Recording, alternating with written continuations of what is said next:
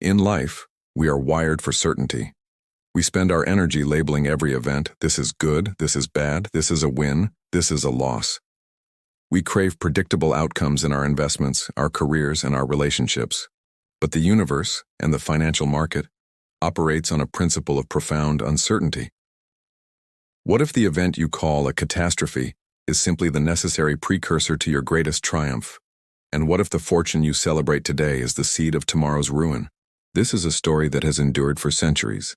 A Taoist parable known as Sai Weng Shima, the horse of the old man on the frontier.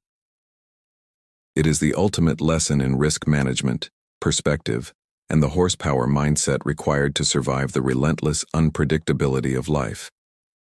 Deep in the remote mountains near the edge of a rugged frontier lived a humble old farmer. The farmer was defined not by his wealth but by his unshakable, almost unnatural calm. He was neither boastful in times of plenty nor defeated in times of scarcity. His entire world was simple: a small house, a field of grain, and his most valuable asset, a magnificent, powerful horse. This horse was strong, disciplined, and essential for his survival, plowing the fields and securing his livelihood. The community saw the horse not just as an asset, but as the source of the farmer's stability, a blue-chip investment in his small world. One cool, clear morning, the farmer woke up and found the stable door ajar. His prized horse was gone. It had bolted, running deep into the wild frontier, never to be seen again. The loss was devastating. The horse represented years of hard work, security, and potential profit. For the community, the loss was an obvious, undeniable catastrophe. Neighbors rushed to the farmer's home, their faces etched with sympathy and concern. They shook their heads sadly, offering their pity. "Old man, this is terrible fortune," they lamented. "Your greatest asset, your sole source of income, is gone. How will you work the fields? How will you manage the coming winter?" The farmer listened to their grief, accepted their kindness, but his face remained serene, untouched by panic or despair. He looked out at the empty fields and offered the single philosophical reply that defined his life. "Who knows what is truly bad? Maybe this is good." The neighbors were shocked by his detachment. They believed he was either in denial or had finally lost his mind. How could losing your most valuable asset possibly be good? They left, pitying his supposed madness. A week later, the impossible happened. The farmer's horse returned. It had not only survived the wilderness but had done so much more. It returned leading a wild, magnificent mare from the frontier. This mare was a horse of superb breeding and untamed beauty, an asset worth 10 times the value of the farmer's original horse. The community, which had only days before mourned his ruin, now rushed back to his house, their pity transformed into frenzied admiration and congratulation. "Old man, you are the luckiest man alive," they shouted. "The horse's escape was the greatest fortune. You lost one horse and gained 10 times its value. This is a miracle." The farmer smiled gently, accepting their exuberance, but his demeanor remained exactly the same: calm, stable, and completely unmoved by the dramatic swing of events. He looked at the wild, beautiful mare and offered his customary philosophical observation: "Who knows what is truly good? Maybe this is bad." The neighbors were, once again, baffled. They thought, "This man cannot feel joy. He has won the lottery of horses and he shows no excitement." They assumed his lack of pride meant he was simply too old to understand the magnitude of his fortune.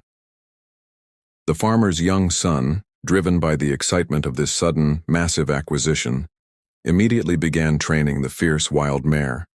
He saw the new asset as his ticket to even greater wealth and prestige. But the mare was too wild, too resistant to the bridle. During a training session in the fields, the mare reared violently, throwing the son to the ground. His legs snapped instantly and violently. The community returned, their celebration turning instantly to gloom. "Old man, you were right," they lamented. "The mare was a curse. You gained wealth only to lose the health of your son. This is a terrible misfortune." They saw only the pain, the medical bills, and the loss of labor for the harvest. The clear, direct cause and effect seemed undeniable. Fortune led to disaster. The farmer tended to his son's broken leg. He looked at the immense pain his child was enduring, but his face retained its deep, enduring calm. He looked out at the frontier and offered his wisdom one more time. Who knows what is truly bad?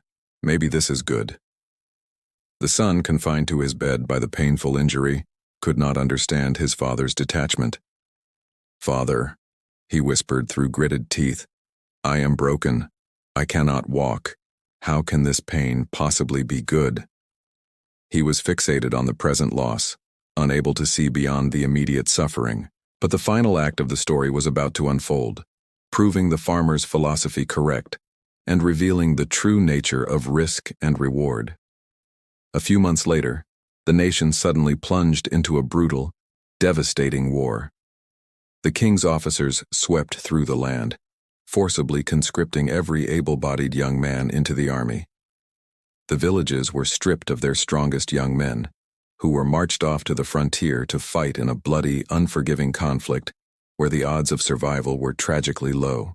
Every household was touched by the grief of loss and the terror of the unknown future. When the king's officers arrived at the farmer's small house, they took one look at his son's severely broken leg, still mending, and simply moved on. The son was deemed unfit for service. He was spared the war and saved from almost certain death. The neighbors, now utterly stunned by the magnitude of the farmer's prophetic calm, returned to his home, weeping not for his loss, but for their own. "Old man," they cried, "you were the wisest of us all. Your son's broken leg saved his life. The misfortune was truly a blessing. Our sons are gone, but yours is safe." "How did you know?" The farmer, sitting beside his recovering son, finally spoke, his voice carrying the full weight of his wisdom. "I knew nothing," he said simply. "I only understood that the universe does not label events for us. We only see one small segment of a massive, interconnected unfolding." He looked at his son. "Your broken leg was painful, yes, but it saved your life. The loss of our horse brought us wealth, but also the risk of your injury. If you judge the horse's escape as good, or the broken leg as bad, you will spend your life riding an emotional roller coaster of anxiety and pride." He concluded with the central lesson of the horsepower mindset. The true discipline of wealth management is emotional management. Do not celebrate the initial win, and do not panic at the first loss. Simply observe, acknowledge the event, and say, "Maybe." The lesson of the farmer is the ultimate blueprint for navigating the volatile market and the uncertainties of life. The market, the frontier, is unpredictable. When a stock soars, the mare returns. We call it good and become arrogant, often increasing our risk exposure, which leads to the inevitable fall, the broken leg. When a stock crashes, the horse runs away. We call it bad and panic sell, missing the opportunity that the loss created. The disciplined mind understands that both events are merely data points in a longer, unfolding narrative. The horsepower mindset teaches us to separate the event from the emotion. Don't let success generate the arrogance that leads to overexposure, and don't let failure generate the panic that leads to ruin. The true asset is your perspective. Your ability to remain calm and say maybe when everyone around you is screaming win or lose is the only guarantee of surviving the long game. Remember the story of the horse that ran away. Stop labeling your experiences. Stop trying to predict the unpredictable. Trust the process of life, knowing that your greatest struggles might be the very events that save you from a worse fate. Your greatest fortune is often disguised as your worst fear. If this story reminded you of the power of perspective, please like this video. Share it with someone who is currently panicking over a setback. And subscribe to Horsepower Mindset for more powerful lessons on strategic patience and surviving market uncertainty. Tell me in the comments, what misfortune in your past are you now realizing was actually a hidden advantage?